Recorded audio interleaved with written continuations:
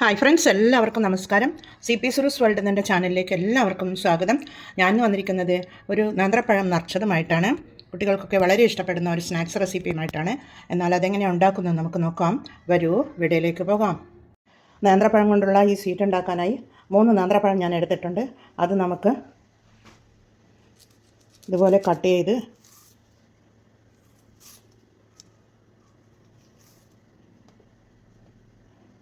ചെയ്ത് ഇതുപോലെ ഇങ്ങനെ കീറി വെക്കുക.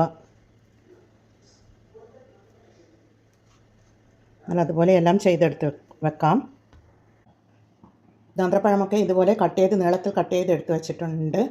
ഇനി നമുക്ക് അതിന് വേണ്ട തേങ്ങയും അണ്ടിപ്പരിപ്പും മുന്തിരിങ്ങയുമൊക്കെ വറുത്തെടുക്കണം. ഇതിനായി ഞാനൊരു കടായി സ്റ്റൗ മീതെ ചൂടാക്കാൻ വെച്ചിട്ടുണ്ട്.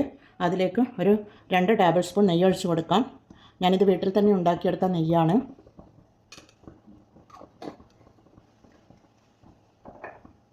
അതിലേക്ക് കുറച്ച് ഒരു 10-20 റൈസിൻസ്, ഉണക്കമുന്തിരിങ്ങയാണ്, അതിട്ട് കൊടുക്കാം.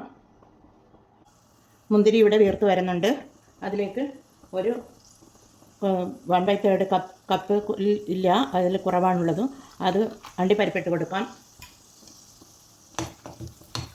അണ്ടിപ്പരിപ്പിട്ട് കൊടുത്തിട്ടുണ്ട്. പിന്നീട് കുറച്ച് ബദാമാണ്, കട്ട് ചെയ്തതാണ്, അതുകൂടി ഇട്ട് കൊടുക്കാം. ഇട്ട് കൊടുത്തൊന്ന് സോഡാക്കി കൊടുക്കാം.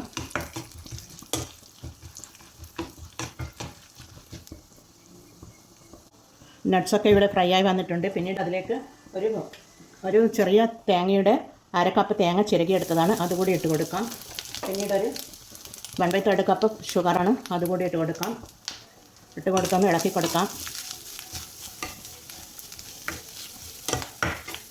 തീ ഒന്ന് മീഡിയം സൈസിൽ വെക്കണം.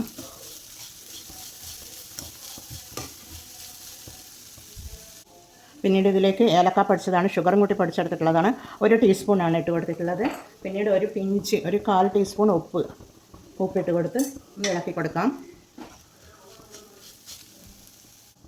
പഴം നിറച്ചെടുക്കാനുള്ള തേങ്ങയുടെ കൂട്ടി ഇവിടെ റെഡി ആയിട്ടുണ്ട്. ഇനി നമുക്ക് അതിലേക്ക് പഴം നിറച്ചെടുക്കാം. നോമ്പിനൊക്കെ പെട്ടെന്ന് ഉണ്ടാക്കിയെടുക്കാൻ പറ്റിയ പഴം കൊണ്ടുള്ള ഒരു സ്നാക്സാണിത്. എന്നാൽ നമുക്കത് നിറച്ചെടുക്കാം. ഒരു പഴം ഇതുപോലെ എടുത്ത് അതിലേക്ക് നമുക്ക് ഈ മിശ്രിതം നിറച്ച് കൊടുക്കാം. പഴം ഇവിടെ നിറച്ചെടുത്തിട്ടുണ്ട്.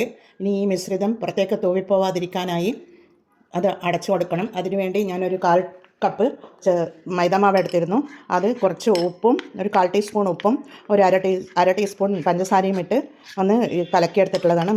ദോശമാവിനേക്കാണെങ്കിൽ കുറച്ച് കട്ടിയിലാണ് കലക്കിയെടുക്കേണ്ടത്.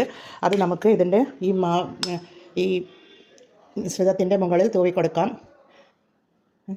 കടായിൽ വെച്ച് പൊരിച്ചെടുക്കണം. അപ്പോൾ ഇത് പുറത്തേക്ക് തൂവിപ്പോകാതിരിക്കാൻ വേണ്ടിയാണ് ഇങ്ങനെ ചെയ്ത് കൊടുക്കുന്നത്. നമുക്കതിനാൽ എല്ലാം ഇതുപോലെ ചെയ്തെടുക്കാം.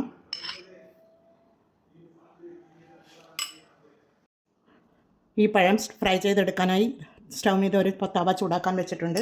അതിലേക്ക് നമുക്ക് 1 ടീസ്പൂൺ നെയ്യ് ഒഴിച്ച് കൊടുക്കാം.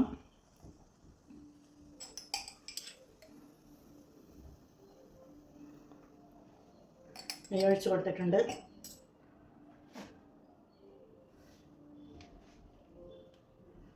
ഇതുപോലെ ഈ പഴം ഓരോന്നും ഇതുപോലെ വെച്ച് കൊടുക്കാം.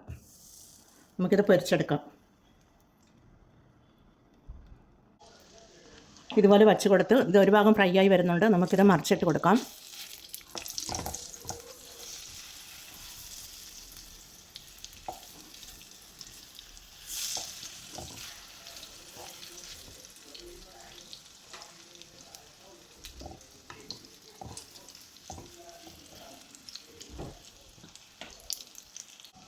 ഈ മീഡിയം സൈസിൽ വെച്ചിട്ട് വേണം ചെറുതായി ഒന്ന് ഇത് ഫ്രൈ ചെയ്തെടുക്കുവാൻ.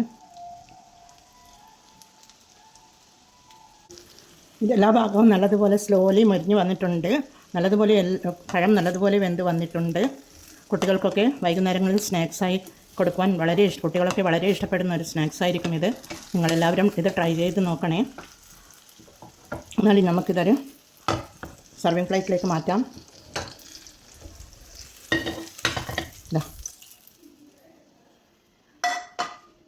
എല്ലാവരും ഇത് ട്രൈ ചെയ്ത് നോക്കി ഫീഡ്ബാക്ക് അറിയിക്കണേ.